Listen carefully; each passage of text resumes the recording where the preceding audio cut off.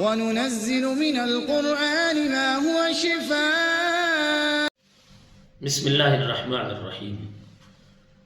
جادو سے جو خوف ہے ہمارے معاشرے میں ایک تو پہلے سے موجود ہے، اور دوسرا یہ کام دیواروں پر لکھے ہوئے بنگالی بابا فلاں بابا آپ کا ہر کام ایسے ہو جائے گا ویسے ہو جائے گا، یا اسی طرح سے جو معالج لوگوں کو روحانی معالج بن کے دکھا رہے ہوتے ہیں. لوگوں میں بڑے سارے ایسے لوگ ہیں جو خوف پھیلا رہے ہوتے ہیں. تو ہمارے معاشرے میں ایک خوف موجود ہے، اور پھر اس کو بڑا بڑھا چڑھا کے بیان کیا جاتا ہے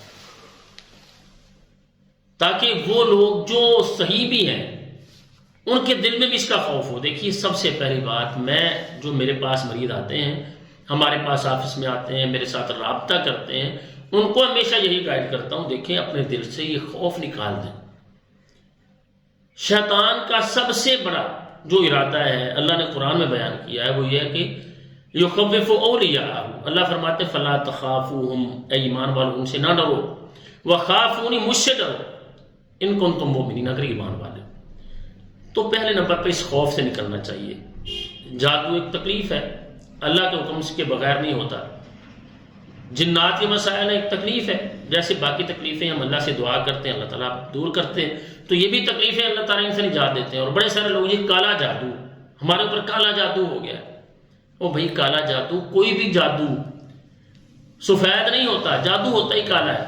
اور کالا اس لیے کہتے ہیں کہ اس کی شدت کی وجہ سے، جیسے کہتے ہیں نا ہمارے معاشرے میں فلاں کے کالے کرتوت ہیں، مطلب کیا ہے کہ اس کے برے عمل ہیں. تو اگر کسی کو ایسا شک ہے یا کوئی اس سے خوف زدہ ہے کہ ہمارے اوپر کوئی جادو کرنے والا ہے یا اس تکلیف سے گزر رہا ہے، تو ناظرین اس کے لیے چھوٹا سا عمل ہے. اللہ کے فضل و کرم سے اگر آپ اس کو اپنا لیتے ہیں اور اپنی زندگی کا معمول بنا لیتے ہیں، آپ بھی محفوظ ہوں گے جادو سے، ہر طرح کے سائے سے، ہر طرح کے جنات سے، اور آپ کی اولاد بھی، اور انشاءاللہ آپ کی آنے والی نسل بھی محفوظ رہے گی.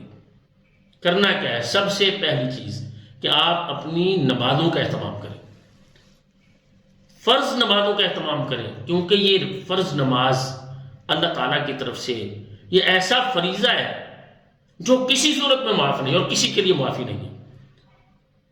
آپ تندرست ہیں، کھڑے ہو کے پڑھیں، کھڑے ہو کے نہیں پڑھ سکتے بیٹھ کے پڑھیں، بیٹھ کے نہیں پڑھ سکتے لیٹ کے پڑھیں، لیٹ کے نہیں پڑھ سکتے اشارے سے پڑھیں. اس کی معافی نہیں ہے اور کسی کو نہیں ہے. رعایت موجود ہے کہ اگر آپ کھڑے ہو کے نہیں پڑھ سکتے، بیٹھ کے نہیں، لیٹ کے نہیں، اشارے سے پڑھنی ضرور ہے. تو فرض نمازوں کا اہتمام کریں. اس کے ساتھ بندہ 5 وقت اپنے رب سے ملاقات کرتا ہے.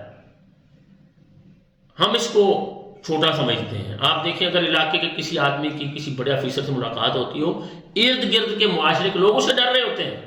اس کا تعلق ایس ایچ او سے بڑا اچھا ہے، اس کا فلاں ایس پی کے ساتھ، ڈی ایس پی کے ساتھ، فلاں کے ساتھ، یا بڑے کسی عہدے والے اور سیاسی بندے سے اس کا تعلق بڑا بہترین ہے، لہذا اس سے بچیں. تو بھائی نبی علیہ السلام فرماتے ہیں جو بندہ 5 وقت کی نماز پڑھتا ہے اس کی 5 وقت اللہ سے باتیں ہوتی ہیں، اللہ سے ملاقات کرتا ہے. اچھا، آپ کی 5 وقت اللہ سے ملاقات ہو تو یہ شیاطین کے جو چیلے ہیں کام کرنے والے، ابلیس اور اس کا لشکر ہے، کیا وہ آپ سے خوفزدہ نہیں ہوں گے؟ تو اپنے فرائض کا اہتمام کریں اور جو معمول کی دعائیں ان کا اہتمام کریں. اور اس کے ساتھ ساتھ چھوٹا سا عمل ہے، فجر کی نماز پڑھنے کے بعد سورۃ الفاتحہ 3 مرتبہ پڑھنی ہے، آیت الکرسی 3 مرتبہ پڑھنی ہے، آخری تینوں کل 3 مرتبہ پڑھنی ہے.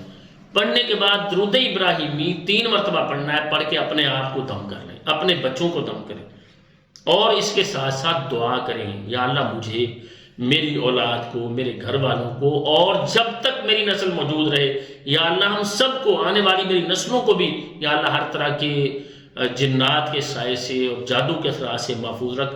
تو اللہ تعالیٰ تو اپنے بندوں کی دعائیں سننے والے ہیں. جب آپ پڑھ کے یہ اللہ تعالیٰ سے مانگتے ہیں، اللہ کی کتاب پڑھ کے اللہ سے دعا کرتے ہیں، تو اللہ تعالیٰ آپ کی دعا قبول کرتے ہیں. ہماری دعا ہے اللہ تعالیٰ تمام اہل اسلام کو ہر طرح کے فتنوں اور شر سے محفوظ رکھیں، اور اللہ تعالیٰ ہماری زندگیوں کو خیر اور برکت والی بنا دیں، اور اللہ دنیا اور آخرت کے فتنوں سے محفوظ رکھیں. السلام علیکم ورحمۃ اللہ وبرکاتہ.